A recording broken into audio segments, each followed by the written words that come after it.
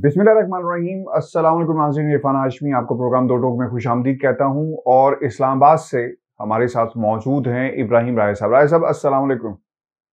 वालेकुम अस्सलाम। राय साहब, दो खबरें हैं आज हमारे पास। Prime minister of Pakistan Imran Khan का दौरा चीन, इसकी बहुत ज़्यादा सिग्निफिकेंस है और जिन हालात में प्राइम मिनिस्टर को इंटरनेशनल सतह पे एक्सेप्टेंस मिल रही है, पजराई मिल रही है, ये बहुत ज़रूरी है। और खुसूसन जो हालात पाकिस्तान की मईशत के इस वक्त हैं, ये कितना ज़रूरी था दौरा, इस पर तफसील से हम बात करेंगे। और फिर राय साहब, लंदन के अंदर एक बार फिर हंगामा क्यों है बरपा? हंगामा इसलिए बरपा है कि हुसैन नवाज साहब ने एक इंटरव्यू दिया और उसमें बहुत सारी ऐसी बातें कर दी हैं, यानी अब उन्होंने सीना तान के कह दिया कि सब कुछ भाड़ में जाएं जो लोग मेडिकल रिपोर्ट का हमसे पूछते हैं। तो इस पर भी हम तफसील से बात करेंगे। लेकिन राय साहब, प्रोग्राम शुरू करने से पहले कुछ फीडबैक है लोगों का, वो उस पर बात करना बहुत ही ज़रूरी है और मैं चाहूँगा कि इसमें आपका भी इनपुट आए। लोग कह रहे हैं कि शायद हमारा प्रोग्राम का जो ड्यूरेशन है वो ज़्यादा है और इसको कम किया जाए। राय साहब, आपकी क्या टेक है इसके ऊपर? देखें, बहुत से व्यूअर्स ऐसे हैं जिनके पास यकीनन कम वक्त होगा, लेकिन बहुत से व्यूअर्स ऐसे भी हैं जिनको किसी खबर का पूरा सियाको सबाक नहीं पता होता, पूरा कॉन्टेक्स्ट नहीं पता होता। इसलिए ज़रूरी होता है कि सियाको सबाक भी बताया जाए किसी खबर का कॉन्टेक्स्ट भी बयान किया जाए, क्योंकि अगर किसी खबर का जो बैकग्राउंड है और कॉन्टेक्स्ट अगर बयान ना किया जाए तो फिर वो खबर एक तो अधूरी भी रहती है और उस खबर से गलत मानी भी निकल सकते हैं। तो इसलिए हमारी कोशिश होती है कि खबर के जो तमाम पहलू हैं उन तमाम पहलुओं को कवर किया जाए। फिर चूंकि ये एक प्रॉपर शो है, यानी ये मोनोलॉग नहीं है, इसमें हम दो लोग जो हैं अपनी आरा का इजहार करते हैं, एक दूसरे को काउंटर भी करते हैं और एक दूसरे से बहस करके हकाइक जो हैं वो सामने लाने की कोशिश करते हैं। कुछ हकाइक मेरे पास होते हैं, कुछ हकाइक आपके पास होते हैं। तो इस तरह से हम कोशिश करते हैं कि कुछ इन्फॉर्मेशन जो है वो पास ऑन करें, लेकिन इसके बावजूद हमें ये एहसास है कि ज़ाहिर है कि मसरूफियत का ये ज़माना है और बहुत मुश्किल होता है किसी के लिए भी कि 20-25 मिनट स्पेयर करना। तो हम कोशिश करेंगे कि इसकी टाइमिंग को थोड़ा सा हम ज़्यादा स्क्वीज़ कर सकें, इसकी जो ड्यूरेशन है उसको स्क्वीज़ कर सकें। लेकिन कुछ लोग जो मैंने कमेंट्स पढ़े हैं, वो ये कहते हैं कि इस प्रोग्राम के दौरान हम कुछ शाको सबाक भी बयान करते हैं, तो वो लोग शायद अप टू डेट रहते हैं, शायद मुतालिया भी करते हैं, ख़बरें भी देखते हैं। लेकिन उन व्यूअर्स के लिए शाको सबाक बयान करना बहुत ज़रूरी है जिनके पास ख़बरें देखने के लिए रोज़ाना वक्त नहीं होता, जिनके पास रोज़ाना टीवी देखने का वक्त नहीं होता, या ऐसे व्यूअर्स जो कि अफवाहों और ऐसी इतलात और ऐसे दावे जिनकी कोई बुनियाद नहीं होती उनसे मुतासिर हुए होते हैं और एक राय बना लेते हैं। तो उन दावों को और उन बेबुनियाद इतलात को झुटलाना शवाहिद के साथ, सबूतों के साथ, ये भी बहुत ज़रूरी होता है।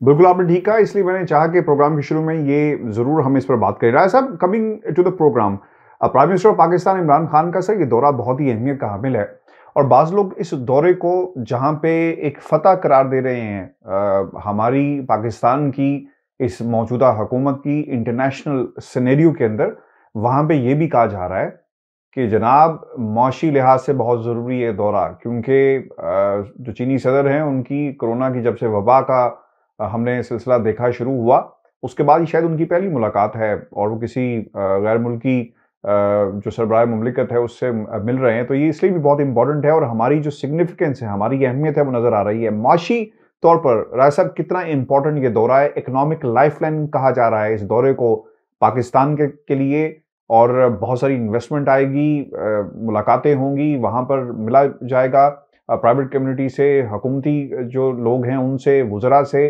और फिर जो इन्वेस्टमेंट अपॉर्चुनिटीज़ हैं उसका जिक्र भी किया गया इस दौरे के हवाले से। देखें, एक तो पाकिस्तान के लिए ये बड़ा एजाज़ है कि विंटर ओलंपिक्स हैं, प्राइम मिनिस्टर इमरान खान को इनवाइट किया गया है स्टेट लेवल पर। और प्राइम मिनिस्टर इमरान खान के इस दौरे से पहले चीनी मीडिया ने इस दौरे के मुतल्लिक खबरें भी लगाई हैं, हेडलाइंस भी लगाई हैं और इस दौरे को चीनी मीडिया ने बहुत अहम करार दिया। तो इससे अंदाज़ा लगाया जा सकता है कि चीनी हुकाम, चीनी अवाम और जो चीनी मीडिया है वो प्राइम मिनिस्टर इमरान खान के इस दौरे को कितनी अहमियत दे रहा है। उसके बाद चीन के सहाफ़ियों का एक डेलीगेशन पाकिस्तान आता है और प्राइम मिनिस्टर इमरान खान का दौरा चीन के हवाले से एक इंटरव्यू भी करता है और प्राइम मिनिस्टर इमरान खान जो 3-4 कलीदी सवालात हैं उनके बड़े मुदल्लल किस्म के जवाबात भी देते हैं। इस्लामोफोबिया के मुतल्लिक भी बात होती है और इस्लामोफोबिया के मुतल्लिक जब बात होती है तो प्राइम मिनिस्टर इमरान खान पाकिस्तान के वो वाहिद वज़ीर-ए-आज़म हैं जिन्होंने ना सिर्फ पाकिस्तान के मुसलमानों का बल्कि पूरी दुनिया के मुसलमानों का आलमी सतह पर मुकदमा लड़ा। मैं उन फोरम्स को खुद बतौर सहाफ़ी कवर करता रहा हूँ बैरून ममालिक, जहाँ जहाँ प्राइम मिनिस्टर इमरान खान ने जाकर इस्लामोफोबिया के ख़िलाफ़ आवाज़ बुलंद की। हत्ता कि अक़वाम मुत्तहिदा की जनरल असम्बली में भी प्राइम मिनिस्टर इमरान खान ने इस्लामोफोबिया पर एक बहुत मुदल्लल तकरीर की और वहाँ जो फॉरेन डेलीगेट्स बैठे हुए थे, ख़ास तौर पर इस्लामी ममालिक के जो डेलीगेट्स थे, उन्होंने प्राइम मिनिस्टर इमरान खान की तकरीर को बहुत ज़्यादा सराहा। और हमने खुद देखा, हम 4-5 पाकिस्तानी सहाफ़ी जो इस्लामाबाद से इस तकरीर की कवरेज के लिए, प्राइम मिनिस्टर इमरान खान की तकरीर की कवरेज के लिए गए थे UN में, तो हमने खुद देखा कि वहाँ पर जो मुस्लिम डेलीगेट्स थे मुख्तलिफ ममालिक के, वो प्राइम मिनिस्टर इमरान खान की तकरीर पर क्लैप भी कर रहे थे, उसको सराह भी रहे थे। फिर प्राइम मिनिस्टर इमरान खान ने महातीर मोहम्मद और तैयब उर्दवान इनके साथ मिलकर अमेरिका में ही, न्यूयॉर्क में ही इस्लामोफोबिया से निपटने के लिए एक आलमी कॉन्फ्रेंस करवा दी और इतनी शानदार ये कॉन्फ्रेंस थी हाशमी साहब, इसका बड़ा पॉजिटिव फीडबैक आया और जिस तरह का होमवर्क किया गया था इस कॉन्फ्रेंस के लिए उसको मगरिब ने भी सराहा और मगरिब ने भी कहा कि जो आर्गूमेंट्स पेश किए गए इस कॉन्फ्रेंस में इस्लामोफोबिया के मुतल्लिक वो बड़े वैलिड आर्गूमेंट्स थे।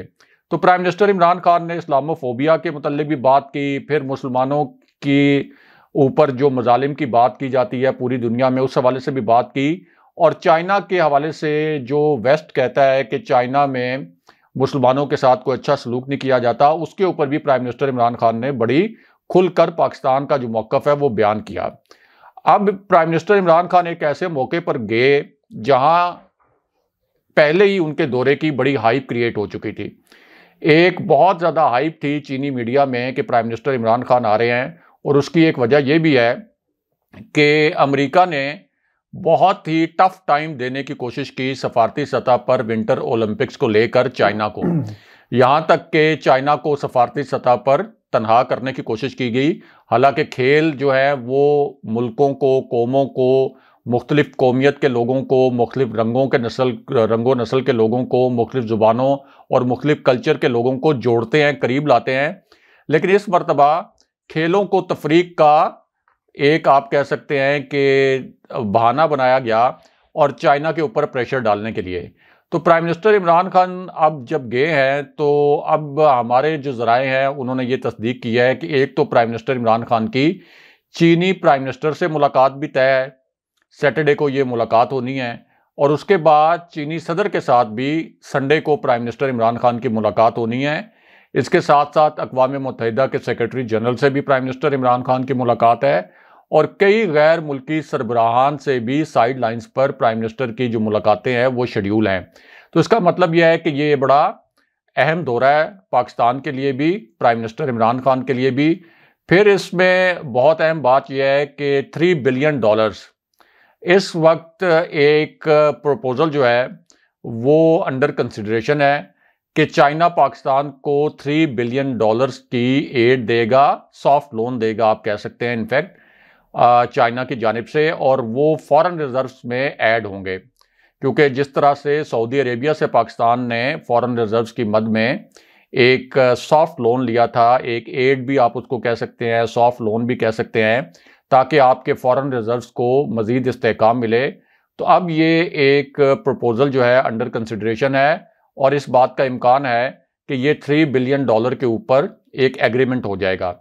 इसके साथ साथ बहुत से MOUs हैं जो कि CPEC से रिलेटेड भी हैं और इसके अलावा पाकिस्तान और चाइना के दरमियान जो तजारत को बढ़ाने के लिए, मईशत को आगे ले जाने के लिए कोई 12 से ज़ायद ऐसे शोबे हैं जहां MOUs भी साइन होने हैं। तो एक तरफ इस दौरे का जो सफारती पहलू है वो बहुत अहम है, बहुत एक स्ट्रॉन्ग पैगाम दिया था पाकिस्तान ने जब अमेरिका में होने वाली एक कॉन्फ्रेंस में चीन को मदऊ नहीं किया गया था और पाकिस्तान उस वक्त चीन के साथ खड़ा हो गया था और पाकिस्तान ने भी दावत के बावजूद अमेरिका की उस कॉन्फ्रेंस में शिरकत नहीं की थी। अमेरिकी सदर जो बाइडन का दावतनामा भी प्राइम मिनिस्टर इमरान खान को मिला था, लेकिन ये प्राइम मिनिस्टर इमरान खान ही है। पाकिस्तान के अंदर कोई भी प्राइम मिनिस्टर ये अफोर्ड नहीं कर सकता था, इतनी जुर्रत नहीं कर सकता था कि वो अमेरिकी सदर जो बाइडन को इनकार करे। लेकिन प्राइम मिनिस्टर इमरान खान ने उस वक्त एक वाइज डिसीजन लिया, क्योंकि चाइना हमारा एक तरह से इमीडिएट नेबर है, हमारा एलाय है। भारत के साथ चाइना का एक क्लैश है, तो चाइना हर तरह से पाकिस्तान के साथ चाइना के अगर ताल्लुकात अच्छे रहें, जो कि अच्छे रहे हैं और अच्छे रहेंगे, अभी भी बहुत अच्छे हैं, तो ये हर तरह से पाकिस्तान के मफाद में है। क्योंकि अक़वाम मुत्तहिदा में भारत अपना असर व रसूख इस्तेमाल करके जिस किस्म की करारदादें पाकिस्तान के ख़िलाफ़ लाना चाहता था, चाइना उनके ऊपर टेक्निकल होल्ड लगाता रहा है। क्योंकि चाइना के पास ज़ाहिर है कि वीटो पावर है, तो P5 कंट्रीज़ में चाइना ने हमेशा उन करारदादों के ऊपर टेक्निकल होल्ड लगाया है जो पाकिस्तान के ख़िलाफ़ भारत ने वहाँ पे मूव करवाई थी। तो इस हवाले से चाइना की फ्रेंडशिप जो है वो पाकिस्तान के लिए बहुत ज़्यादा अहम है, और पाकिस्तान भी चाइना के लिए बहुत ज़्यादा अहम है, क्योंकि उनका जो बेल्ट एंड रोड प्रोजेक्ट है, जिसके अंदर ऑलरेडी कोई 66 कंट्रीज़ जो हैं उनको इन्वॉल्व कर लिया गया है चाइना की जानिब से। तो उसका जो पायलट प्रोजेक्ट है वो CPEC है। CPEC की कामयाबी से बेल्ट एंड रोड की कामयाबी भी जुड़ी है।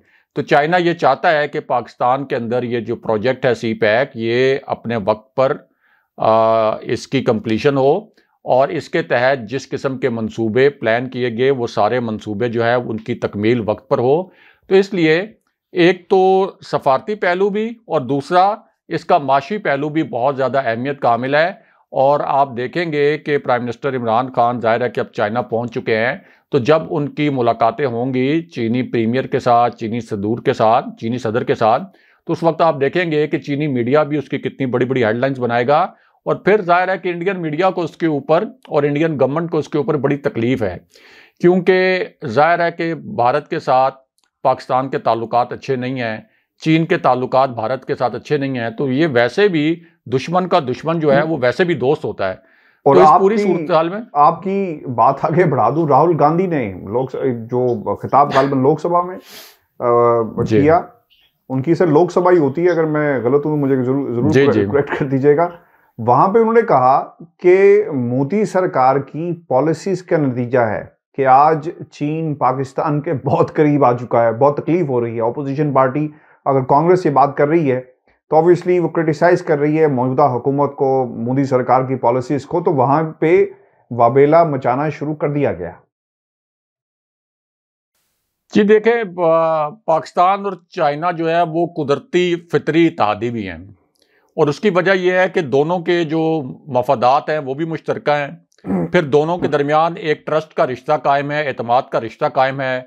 इंतहाई मुश्किल वक्तों में चाइना पाकिस्तान के साथ खड़ा हुआ है, और पाकिस्तान भी इंतहाई मुश्किल वक्तों में चाइना के साथ खड़ा हुआ है।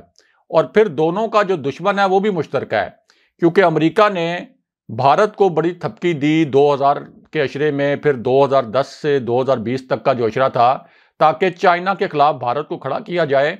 और चाइना की जो तरक्की की रफ्तार है वो भारत के चैलेंज की वजह से, यानी भारत जब उसको चैलेंज करेगा, भारत जब सरहदों के ऊपर चाइना के साथ छिड़खानी करेगा, तो चाइना की तवानाइयाँ, चाइना की एनर्जीज जो हैं वो भारत की तरफ फोकस होंगी, और इस तरह चाइना की तरक्की की रफ्तार, या आप कह सकते हैं कि उसके सुपर पावर बनने की जानिब जो उसकी एक बड़ी तेज़ी से जो एक सफ़र था, वो सफ़र थोड़ा स्लो हो जाएगा, और अमेरिका को थोड़ा सा और वक्त मिल जाएगा अपनी सुपर पावर की जो एक कैपेसिटी है उसको बरकरार रखने के लिए।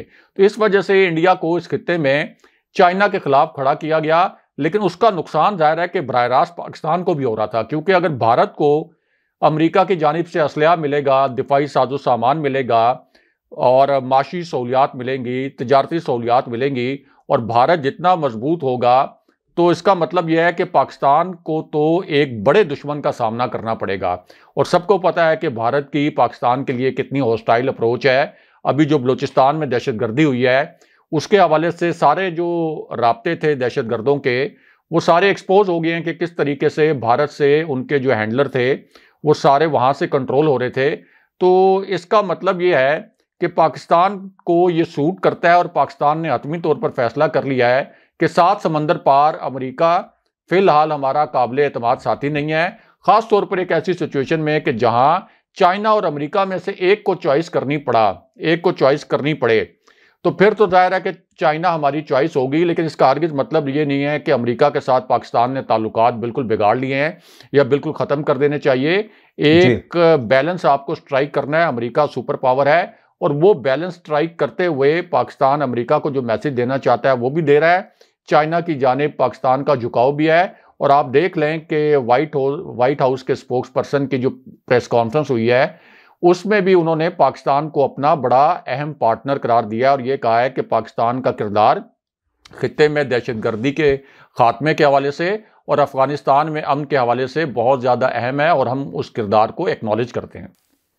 हाशमी साहब हमें ये बताएं कि जो अमरीकी डॉक्टर जिन्होंने लंदन ट्रैवल किया, मियां नवाज शरीफ का चेकअप किया, एक जाली रिपोर्ट बनाई, उस रिपोर्ट में कहा कि मियां नवाज शरीफ को चहलकदमी करनी चाहिए, मियां नवाज शरीफ को कोरोना से हर सूरत बचना चाहिए, मियां नवाज शरीफ को अद्वियात लेनी चाहिए, लेकिन किसी भी बीमारी का स्पेसिफिक अपनी मेडिकल रिपोर्ट में जिक्र नहीं किया।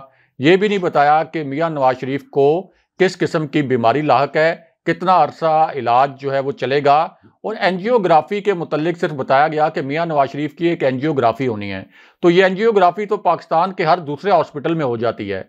और ये भी मेंशन नहीं किया गया कि वो कौन सी बीमारी है कि जिसका इलाज सिर्फ लंदन में हो सकता है, पाकिस्तान में नहीं हो सकता।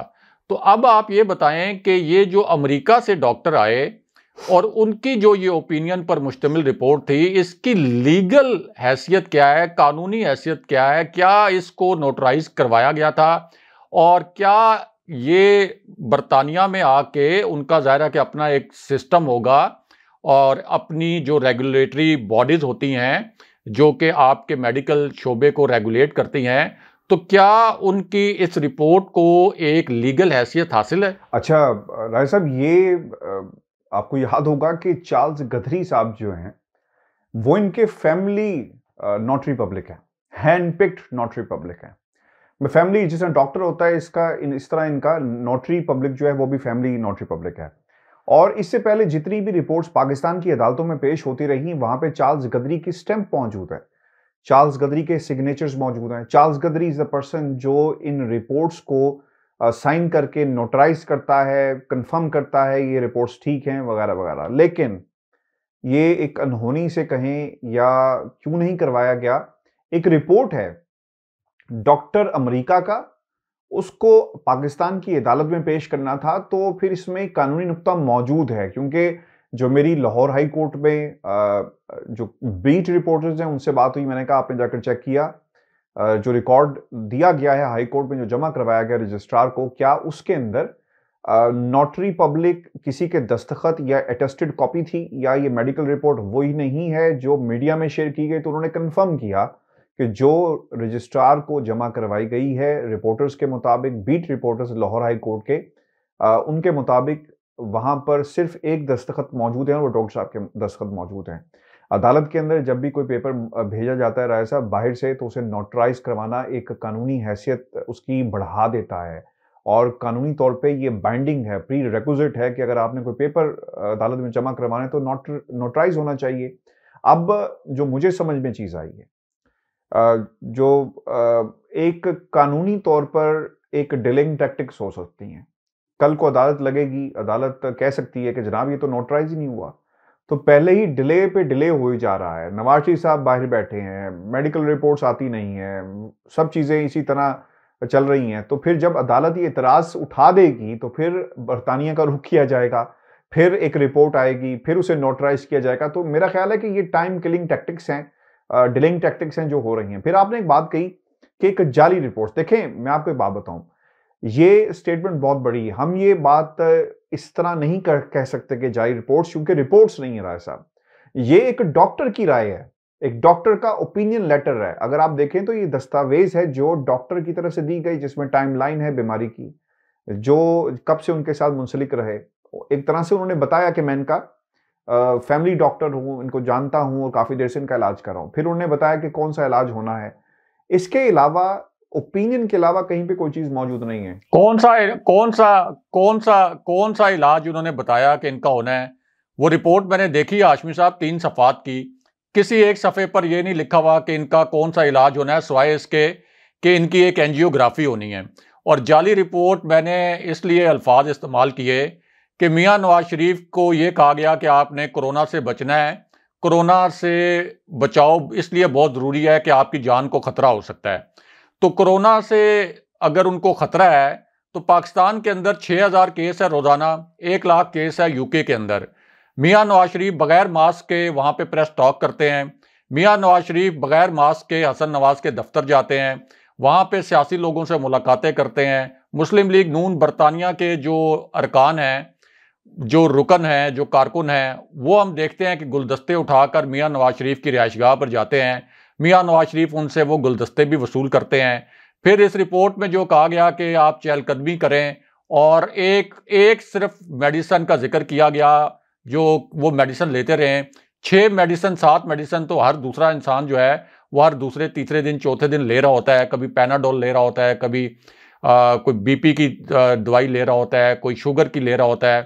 तो इसके अंदर इस रिपोर्ट को मैं जाली रिपोर्ट इसलिए कहता हूं कि ये मैनेज की हुई रिपोर्ट है, ये फैब्रिकेटेड रिपोर्ट है। इसके अंदर कोई डिटेल नहीं बताई गई कि मियां नवाज शरीफ का अब तक का क्या इलाज हुआ है, मियां नवाज शरीफ का आगे कौन सा ट्रीटमेंट होना है। सिर्फ ये कहा गया कि सेहत सेंटर के करीब रहें, ना कोई टाइमलाइन दी गई कि मियां नवाज शरीफ का जो इलाज है वो कब मुकम्मल होना है और वो इलाज शुरू कब होगा। तो जब ये डिटेल्स नहीं है तो इसका मतलब है कि ये रिपोर्ट जाली है, यानी ये बनाई गई है। मियां नवाज शरीफ को कोई ऐसी बीमारी लाक नहीं है कि जिसकी बुनियाद पर उनका लंदन में इलाज बड़ा ज़रूरी है और वो पाकिस्तान नहीं आ सकते। फिर सबसे बड़ी बात यह है कि मियां नवाज शरीफ कैसे गए थे पाकिस्तान से? एयर एम्बुलेंस में गए थे। अब वो वापस इसलिए नहीं आना चाहते, एक बहाना जो बनाया गया कोविड का कि एयरपोर्ट पे इमिग्रेशन से उनको गुजरना पड़ेगा, मुसाफिरों का रश होता है, वहाँ से गुजरना पड़ेगा। फिर एरोप्लेन में वो बैठेंगे, वहाँ भी मुसाफिर होंगे, तो उनको को कोविड ना हो जाए, तो वो एयर एम्बुलेंस में वापस आ जाएं। उस सूरत में तो ना उनको इमिग्रेशन से गुजरना पड़ेगा, ना मुसाफिरों के रश से गुजरना पड़ेगा। एयर एम्बुलेंस वो अफोर्ड भी कर सकते हैं। हुकूमत पाकिस्तान से कहें कि आप खर्चा करें जी, हुकूमत पाकिस्तान कतर से उनको एयर एम्बुलेंस मंगवा के दे और वो उस एयर एम्बुलेंस में आ जाएं। तो ये कोविड का बहाना जो बनाया गया और इस रिपोर्ट में जो मेंशन किया गया, ये तो साफ जाहिर है कि वो पाकिस्तान ना आने का बहाना है कि पाकिस्तान उनको ना आना पड़े और अपने मुकदमात का सामना ना करना पड़े। ये जाली जो रिपोर्ट है, जिसे आप जाली कह रहे हैं, ये रिपोर्ट ही नहीं है। ये रिपोर्ट नहीं है। रिपोर्ट अगर हो तो जाली होगी ना, यही मैं कह रहा हूं। रिपोर्ट की सूरत में इसको ये रिपोर्ट ही नहीं है। रिपोर्ट की सूरत में जो पेश की गई है, डॉक्टर का ओपिनियन है। उसने कहा कि जनाब डॉक्टर साहब मैं बीमार हूं। उन्होंने कहा हाँ जी आप बहुत बीमार हैं। डॉक्टर साहब मैं चल नहीं सकता। उन्होंने कहा हाँ जी आप नहीं चल सकते। डॉक्टर साहब मेरी तबीयत बहुत खराब है तो मैं क्या करूं? उन्होंने कहा अस्पताल के करीब रहे, ज्यादा दूर नहीं जाना। लेकिन ये भी एक मुहिम्मा है। हैरानगी इस बात पे हुई कि नवाज शरीफ साहब सफर करके 2 घंटे का ट्रेन में, जिस तरह कहा जा रहा है, कुछ लोग कह रहे हैं कि नहीं इन्होंने गाड़ी में सफर किया, वो दूसरे शहर नेल्सन चले जाते हैं, वो भी मैं आपके सामने कहानी रखता हूँ। लेकिन सबसे इंपॉर्टेंट राय साहब बात ये, लीगल हैसियत का आपने सवाल किया, मैं इसको समराइज कर दूं। अटॉर्नी जनरल ने खत लिख दिया और अटॉर्नी जनरल अब वो बोर्ड को कह रहे हैं कि ये जो दस्तावेज, उन्होंने भी लफ्ज दस्तावेज का इस्तेमाल किया, जो रजिस्ट्रार को जमा करवाई गई, इसको चेक करें। आपको याद होगा लाहौर में जो मेडिकल बोर्ड बनाया गया था, पंजाब मेडिकल बोर्ड, उन्होंने ये कहा था डॉक्टर्स की टीम ने कि जब तक हमारे सामने टेस्ट नहीं होंगे, मेडिकल रिपोर्ट्स नहीं होंगे, हम किसी कंक्लूजन पे नहीं पहुंच सकते, क्योंकि हमने अपनी जो फाइंडिंग्स है वो उसके ऊपर रखनी है। अब कल हुसैन नवाज साहब ने जो गुफ्तगू की है वो बहुत ही हैरान कुन है। पहले तो मैं आपको ये बात बता दूं कि हुसैन नवाज ने ये कह दिया है कि जब पाकिस्तान में थे उनकी सेहत खराब थी, जिस तरह बरतानिया में आए हैं, कैटेगोरिकली कोट अनकोट उन्होंने कहा कि उनकी तबीयत बेहतर हो गई है, वो सही हो गई है। तो डॉक्टर साहब अपना ये जो डॉक्टर साहब की जो रिपोर्ट्स की जो बात कर रहे हैं और जो सहारे ले रहे हैं, इसके बाद कुछ नहीं रह जाता। और ऐसा भी आपको ये भी बात बताऊं कि कोविड का बहाना, इससे बड़ा कोई बहाना इसलिए भी नहीं हो सकता कि जी सर्जरी नहीं होगी, हालात साजगार नहीं है। ये कल बातें हुसैन नवाज ने कही हैं कि फैमिली डॉक्टर्स डिसाइड करेंगे, फैमिली डिसाइड करेगी और जब हालात साजगार होंगे। याद रखिएगा पाकिस्तान में थे, हालात खराब हो गए, तबीयत खराब हो गई, बरतानिया या वो ठीक है और पाकिस्तान के हालात साजगार नहीं है, ये हुसैन नवाज ने कहा। कोविड की सिचुएशन के हवाले से जहाज की एग्जांपल उन्होंने दी, लेकिन मसला ये है कि एक आप कारोबारी नजरिए से किसी फैक्ट्री का दौरा करते हैं, वहां पे बनतक क्या पेश की गई कि बहुत उम्र में छोटे थे, उन्होंने कहा कि आप मेरे बुजुर्ग की जगह पे हैं, वालिद की जगह पे हैं, तो फैक्ट्री का दौरा करें, बरकत के लिए आ जाएं, और आपके आने से बरकत जो है वो पड़ जाएगी। फिर ये जो जहाज की अब और पाकिस्तान आ जाए, पाकिस्तान में कोई बरकत डालें, आए पीर साहब पाकिस्तान नहीं आ रहे, ये फैक्ट्री में बरकत डाल रहे हैं। और खैर वो उनका एक पर्सनल एसोसिएशन है जिन्होंने की, लेकिन हमें मेरा ख्याल है फैक्ट्स पे रहते हुए बात करनी चाहिए। और लॉजिक बड़ी अजीब सी है, मंतक बड़ी अजीब सी है कि जहाज पे बैठेंगे मसला हो जाएगा, लेकिन वो ट्रेन, अगर वो ट्रेन पे गए थे तो वो ट्रेन तो लंदन से चलती है, नेल्सन यहाँ से 2 घंटे आपको लीड्स ब्रेडफोर्ड लगते हैं, और उससे आगे मैनचेस्टर, ये सारा इंडस्ट्रियल एरिया, तो 3 घंटे 2.5-3 घंटे तो लगेंगे ट्रेन में जाने में। तो सर फिर मसला क्या है? ये सिर्फ कौम को बेवकूफ़ बनाना, हालात साजगार होंगे चले जाएंगे। और सबसे हैरानगी की बात तो ऐसा मुझे ये हुई, कल उन्होंने कहा कि जो लोग सवाल करते हैं मेडिकल रिपोर्ट का, जो बार बार पूछ रहे हैं आके कौन आया, कोई खत नहीं लिखा गया, तो भाड़ में जाए। तो इस पूरे निज़ाम को तो उन्होंने भाड़ में भेज दिया है। हुसैन नवाज वो बच्चे हैं, ये 3 बार के वज़ीर-ए-आज़म के वो बच्चे हैं राय साहब, जो कहते हैं कि हम पाकिस्तानी नेशनल नहीं हैं, मेरे बच्चे तो यहाँ के हैं, हमारा पाकिस्तान से क्या ताल्लुक। ये वो लोग हैं और जिनको ये कौम जो है ख्वाब देख रही है चौथी बार वज़ीर-ए-आज़म बनाने की। मैं आपको बताऊं अलमिया क्या है। बरतानिया में जो लोग बैठते हैं ना, इनके साथ उठते बैठते हैं, जिनकी लाइफ को ऑब्जर्व करते हैं, वो बेहतर अंदाज में बता सकते हैं कि किस तरह की जिंदगी गुजार रहे हैं। 22 करोड़ आवाम ने आके यहाँ के हालात भी देखे कि नवाज शरीफ साहब रोल्स रॉयस गाड़ी से निकलते हैं, कभी बेंटले से निकलते हैं, कभी रेंज रोवर से निकलते हैं, उनकी जो सारा दिन तांता बना रहता है उनके घर के बाहर और सेक्रेटेरिएट के बाहर, इनकी कितनी शाहाना जिंदगी है जिसको वो गुजार रहे हैं। और फिर एक शख्स जो जाता है किसी फैक्ट्री का दौरा कर रहा है, यार क्या ऐसी क्यामत आ गई कि आप यहाँ से उठे वहां गए और यहाँ पे चैमगोइयां हो रही हैं। मैं इसको ये बात मैं नहीं कर रहा, लोग ये कर रहे हैं कि जनाब ये इन्वेस्टर वीजे के लिए गए थे और इन्वेस्टमेंट देख रहे हैं, चाह रहे हैं कि शायद कोई इन्वेस्टमेंट जो है वो का मौका जो है वो मिल सके। तो मेरा ख्याल है कि सर यहाँ पे एक सवाल नहीं, कई 100 सवाल हैं इनके लिए, इनकी मेडिकल रिपोर्ट्स के हवाले से, और ये जो मैंने आपको बात बताई कि नोटराइज नहीं करवाया गया, डिलेइंग टैक्टिक्स हैं। अभी आप देखें कि मजीद इसमें चीज़ें जो हैं राय साहब सामने आएंगी। अभी ये मामला थमा नहीं है, अभी तो खैर कुछ और स्टोरीज भी यहाँ से निकलना बाकी हैं। माजी के अंदर जो चीज़ें नोटराइज करवाई गई उनकी लीगल हैसियत क्या थी और किस तरह एसओपीज को तोड़ा गया, एसओपीज को ख़त्म किया गया, एसओपीज को अनफॉलो किया गया, ये बहुत ही इंपॉर्टेंट चीज़ होगी। मेरा ख्याल है राय साहब हमें इंतज़ार करना है चाहिए, और कुछ दिनों में मजीद रिपोर्ट्स का जो भांडा है ना वो फूटेगा, क्योंकि डॉक्टर साहब से भी रुजू किया जा रहा है, पूछा जा रहा है कि वो इस हवाले से जो सवालात हैं उनका जवाब दें, क्योंकि एक डॉक्टर राय साहब यहाँ पर आकर प्रैक्टिस भी नहीं कर सकता। उसमें कहा गया कि इन माई रीसेंट विजिट टू लंदन, इसका मतलब ये है कि एक अमरीकी डॉक्टर बरतानिया आया तो उसके पास क्या इजाज़त थी इमिग्रेशन कवानीन के तहत, क्या वो ऐसा कर सकता है? नहीं कर सकता अनलेस एंड अनटिल उसके पास इजाज़त हो। तो ये एक और सवाल है जो मैं पिछले 2 दिन से चीख रहा हूँ कि डॉक्टर से भी पूछा जाए कि वो किस कैपेसिटी में यहाँ पर आकर प्रैक्टिस करके गया। तो ऐसा हमें मेरा ख्याल है कि कुछ इंतजार करना पड़ेगा, और मजीद खबरें जो है लंदन से जरूर आएंगी। व्यूअर्स, ये आज का शो था, अपने कमेंट्स जरूर भेजिएगा और आपकी राय को हम जरूर प्रोग्राम में शामिल करेंगे। मुझे और इब्राहिम राय साहब को इजाजत दीजिए। अल्लाह ने के बाद।